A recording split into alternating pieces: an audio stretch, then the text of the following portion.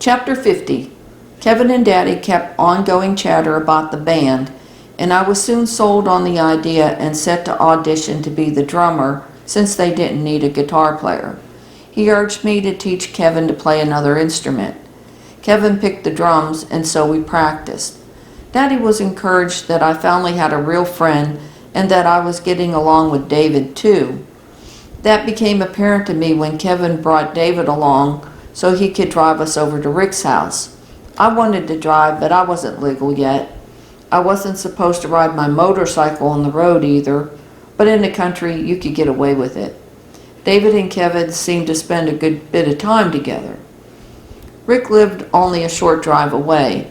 As I looked into his eyes, I could see that he was a serious person, and he was serious about the band he was forming.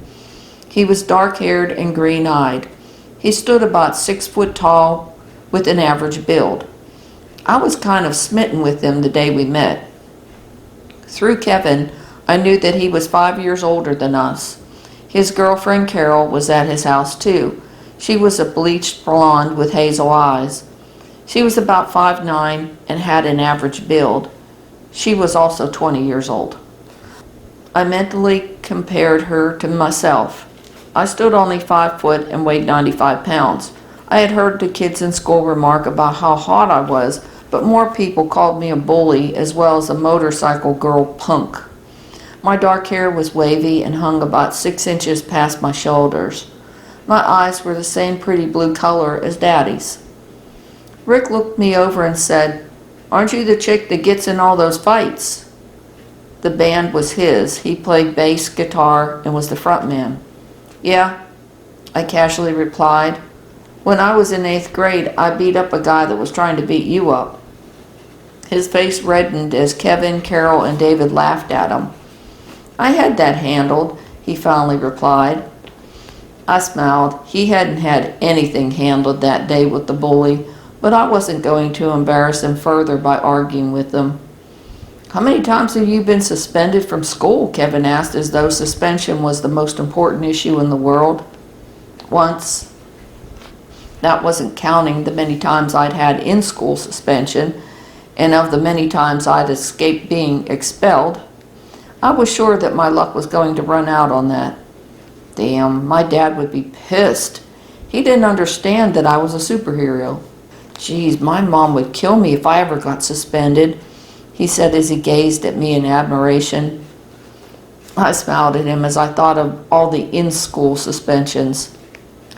"I'm the Kobayashi Maru, the test that nobody passes," I added with a straight face. It was a reference from Star Trek, a test given to Starfleet Academy cadets with a no-win scenario. David and Rick laughed their asses off then and had to explain it to Kevin and Carol.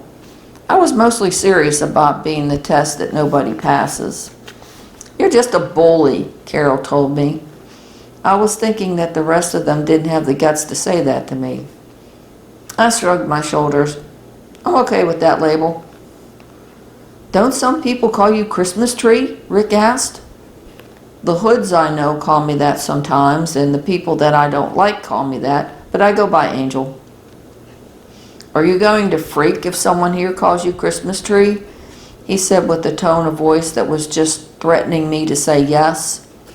I refused to take the bait. Nah, no big deal. Call me Christmas tree, call me Angel, call me DeVito, whatever you want." "Christmas tree," Carol called out in a sing-song voice just to test me. I could feel myself falling in hate with her. It's nothing like falling in love. It tends to happen harder and faster and is a lot meaner, as I've come to notice in my life. I glared at her and said nothing. I felt Kevin squeeze my arm and Rick let out a breath that he was holding, wondering if I'd snap at her or not. And the truth was, I wanted to punch her out. She was already going to be a problem. "Well, let's practice," Rick remarked.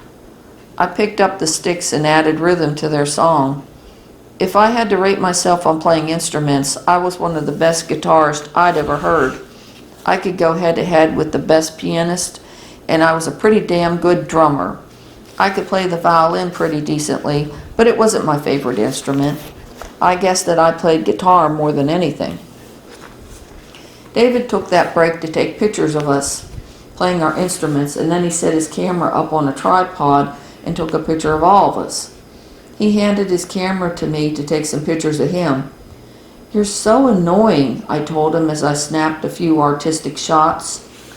"You're even more annoying. You cut my head off in every damn shot," he replied as he looked at my handiwork. He had Kevin take additional pictures of him. I just smiled. Rick was a pretty decent bass player, and Carol could hold her own on keyboard. David was really good as lead guitar. Kevin was just average on guitar, but he was showing a lot of promise on learning the drums. I was thinking he could be a lot better if he practiced the things that I had taught him. A half an hour later, Rick told me that I was fairly good at the drums, but he'd have to call me later on in the week and let me know if I had a place in the band. I knew he wouldn't find anyone that played drums as well as I had. That night I had a dream. I dreamed that Rick, Carol, Kevin, David, and I were on a stage in front of a never-ending audience. There seemed to be 1,000,000 people cheering for us. We were playing some great rock and roll song that I hadn't heard before. There was a change, though. I was the front man of the band, and I was playing guitar, while Rick was just a bassist in the band. I woke up as the alarm clock buzzed. Daddy was already downstairs in the kitchen cooking breakfast. "You're looking feisty this morning," he remarked to me. "I'm going to be a rock star, along with Rick, Kevin, David, and Carol," I told him. He turned away from the stove and glanced at me. "Did Yellow tell you that?" "Yeah," I kidded. "The only rock star I want you to be is a music teacher," he said. I felt that he really didn't believe it would happen, but then he was also thinking I'd had psychic dreams before that had come true. I imagined his thoughts were whirling with visions of me drinking and taking drugs and dying, as my mother had done. She had never been a musician, but she had abused drugs and alcohol. I didn't want to be a music teacher, and I felt that the dream would come true. He was hugging me to him now as if he could prevent the dream from happening. "You're my only treasure, Bear Cub. I don't want to lose you," he murmured. He had been in a garage band for a short time when he was younger, so he didn't have a problem with me joining a band.